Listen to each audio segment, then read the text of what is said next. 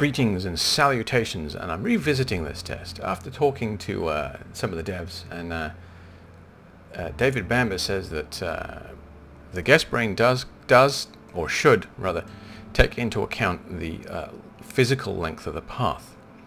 Although why the physical length of the path is overriding the quality of the ride, why they would choose a shorter path instead of a ride that has better excitement or more fitting to their needs is a little bit of a question mark. But anyway, so after speaking to him, I decided I was going to rerun the test. I reworked the paths. All the paths are now based on this guy, the length of this guy here. So you can see I've put a kink in here, and I put 3 kinks in here, and there's another kink in here, and this one actually turns out to be roughly the same length as this one. So no big deal there. And then just to play around, I stuck these down. This was a test I ran off video the other day. I set 2 of these up next to each other and ran one path twice as long as the other one, and I was actually seeing an equal number of guests on each ride. But I might as well rerun it. I think I ran that one for 10 minutes before I quit this one. This one's been running for 25 minutes. So let's just take a quick look at the results. So what have we got here? We've got 27. Oh, I've been running a marketing campaign to draw these poor people into this rather terrible park.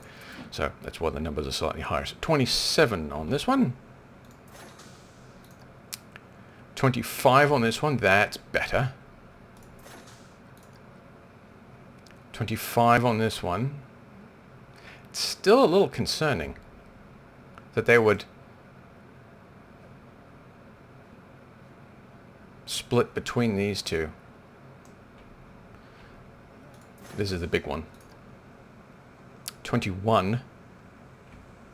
And this one's always the worst one anyway. 21. Okay, so we're still seeing a little bit of an anomaly.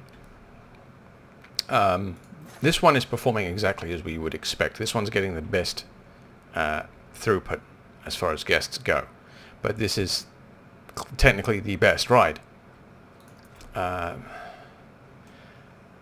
This one should be next. Actually, these two are both the same, right? If I remember rightly.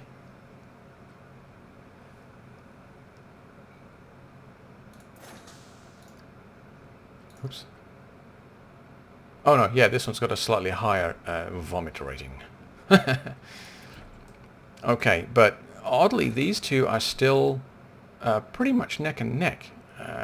25 and 25. But, of course, they're 2 totally different rides.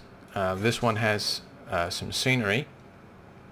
Well, 1% scenery in the queue, but this one has some scenery around the track and has a better rating, better overall ride rating than this one, only, but it is still seeing an almost equal number of guests. So I would suggest that there is still something funky going on with the decision making that the guests are making.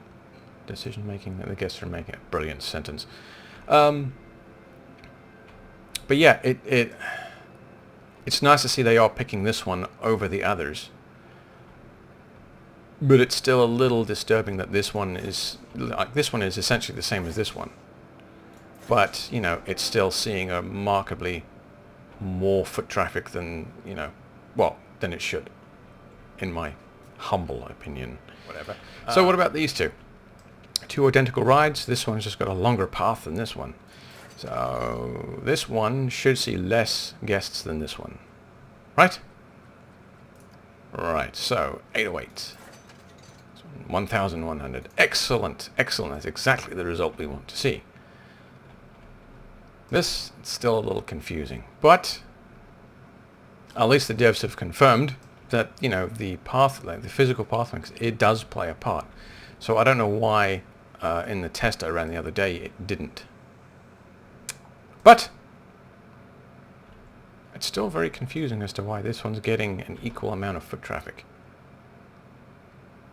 Hey ho. I guess we shall wait and see. I still wish that terrain would make a difference to the ride itself.